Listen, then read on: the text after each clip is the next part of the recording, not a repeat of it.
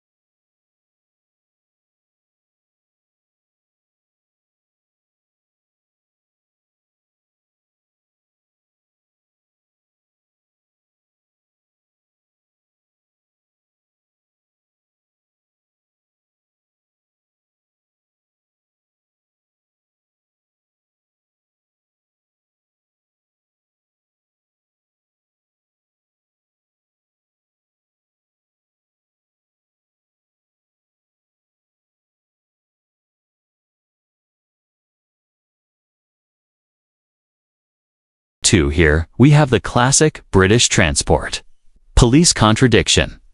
The officer can record you on a body-worn camera, but somehow you're not allowed to record them on your phone.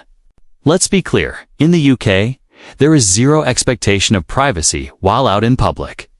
This officer acts as if her face is protected content. Watch how she tries to dictate where his camera points. That is not a lawful instruction. If you're standing on public ground, you can film the station, the sky, or an annoyed officer in a hive's jacket. It's not a security threat, it's just inconvenient for them. Big difference.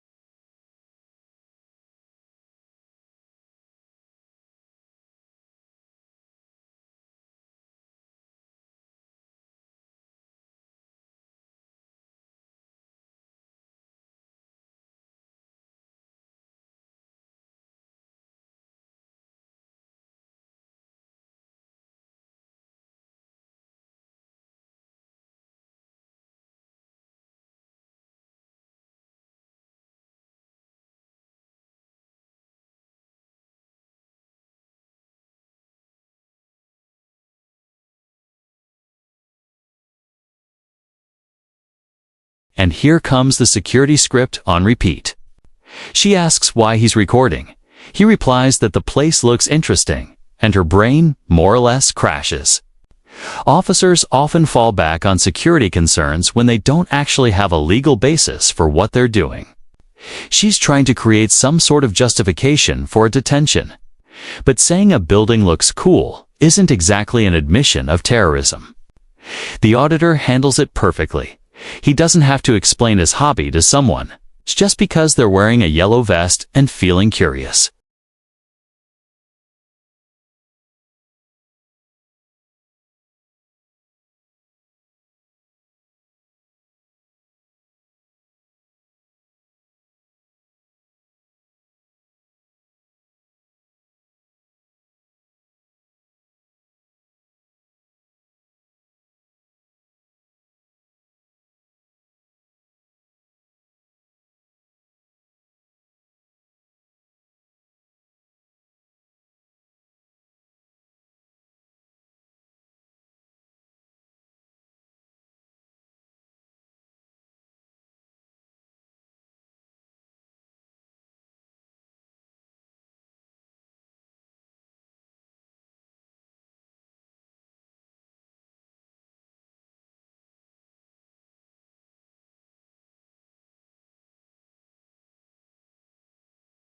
And here we go again with the standard security script on a loop.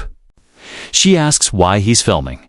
He simply says, "The place looks interesting," and you can almost see her mental software freeze.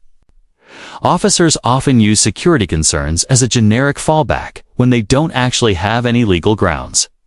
She's trying to manufacture a reason to detain him.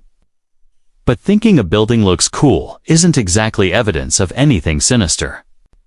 The auditor stands his ground perfectly.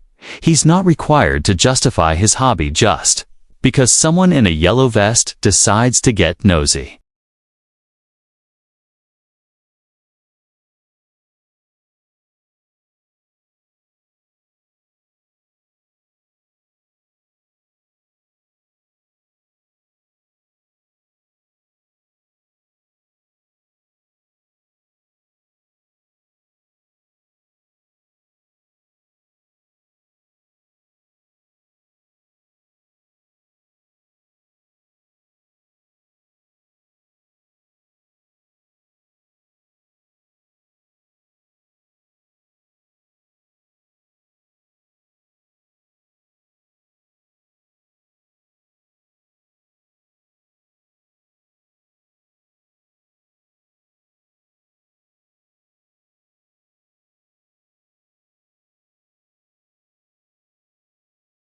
She's just scrolling on her phone, probably checking the PNC Police National Computer for descriptions.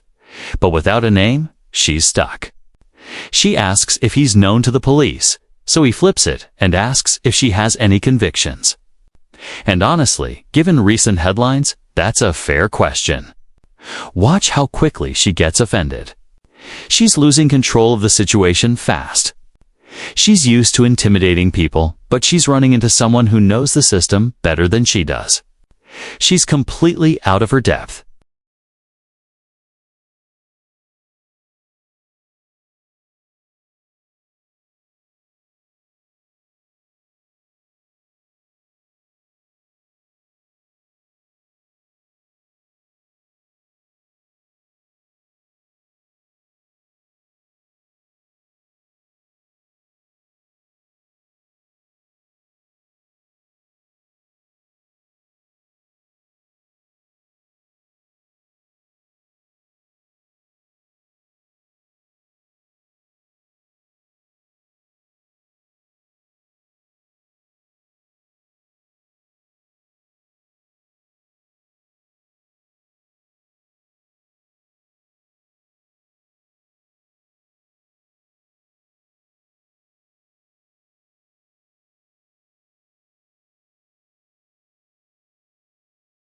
Here's a key legal moment. He asks, "Am I being detained?" She immediately cites Section 1 of the Pace Police and Criminal Evidence Act. To use this law, she would need reasonable suspicion that he's carrying stolen items or prohibited objects like weapons or burglary tools. A mobile phone isn't a prohibited item. Mid-sentence, it becomes clear she has no legal basis to search him, and you can see the panic set in. She backs off instantly because she knows an unlawful search can lead straight to a lawsuit or a misconduct investigation.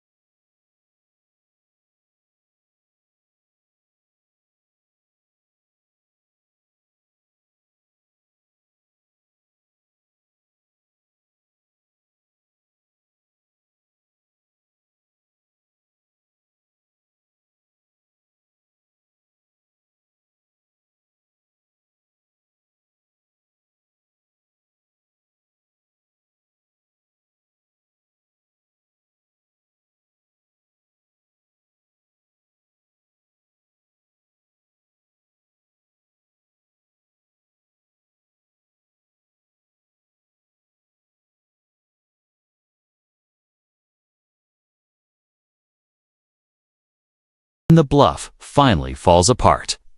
"You are free to leave if you want," basically translates to, "I have no authority here. Please go, so I stop looking foolish." But the auditor stays, and that's key, once they admit you're not being detained. The interaction becomes completely voluntary. He's now choosing to stay just to have a conversation. She calls for a supervisor because she's run out of her scripted lines. It's like running to your manager when a customer knows the store policies better than you.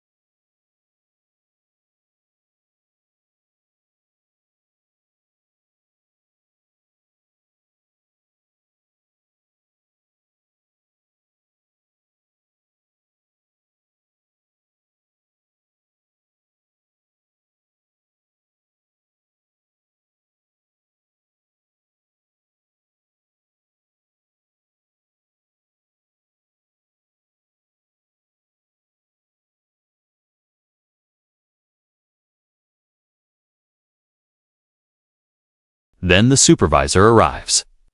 Notice the immediate change in body language, hands on hips, relaxed, no aggression.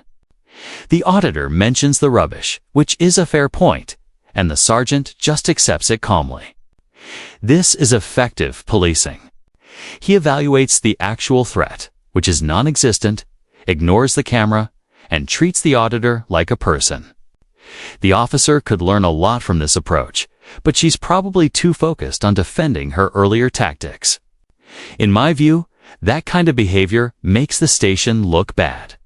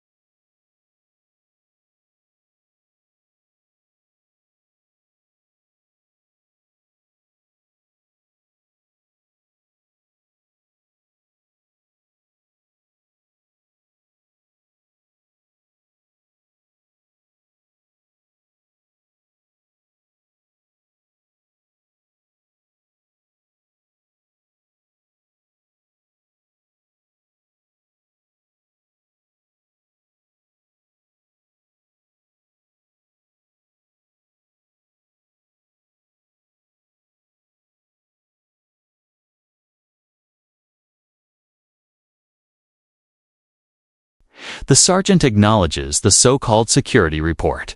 Basically, police speak for "we'll note it and forget about it," but allows the auditor to continue filming. In the end, the auditor gets the last laugh. What began with an officer trying to make up rules ends with her embarrassed by a bit of rubbish and overruled by her supervisor. Know your rights, stay confident, and always keep recording.